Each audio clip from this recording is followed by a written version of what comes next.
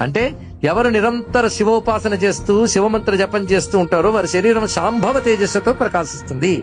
ఆ శాంభవ దీక్షతో ప్రకాశించే శరీరం బాధించడానికి వచ్చే శత్రువులకి జ్వలిస్తున్న అగ్నిజ్వాల్లా కనబడుతుంది. శివభక్తుడు కనబడగానే దేవతలందరూ చూసి ఏం చేస్తారంటే అతడు శాంభవ తేజస్సు చూసి నమస్కారం చేస్తారట. అందులో దేవతల్లో ఒకడు యముడు దక్షిణ వైపు ఉంటాడు. వాడు మాత్రం ఒక నమస్కారం చేసి గుండెలో పట్టుకుంటాడు కాస్త.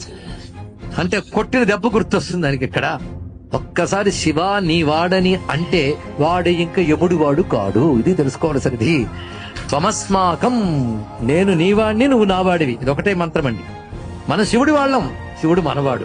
అది అన్నాక ఇంకా లోకంతో భయమే ఉందండి. కానీ అన్నిటికంటే గొప్ప తెలివి ఏంటంటే ఈశ్వరుణ్ణి ఆశ్రయించాలన్న బుద్ధి ఒక్కటుంటే సర్వశాస్త్ర సారములు తెలిసినట్లే. కనుక మన పిల్లలకి భగవంతుడిని ఆశ్రయించే లక్షణం ఉందా లేదా అని తెలిస్తే తల్లిదండ్రులు ఆగి బతికి వచ్చండి. ఇంకా వాడి బతుకు పరమేశ్వరుడు చూసుకుంటాడు.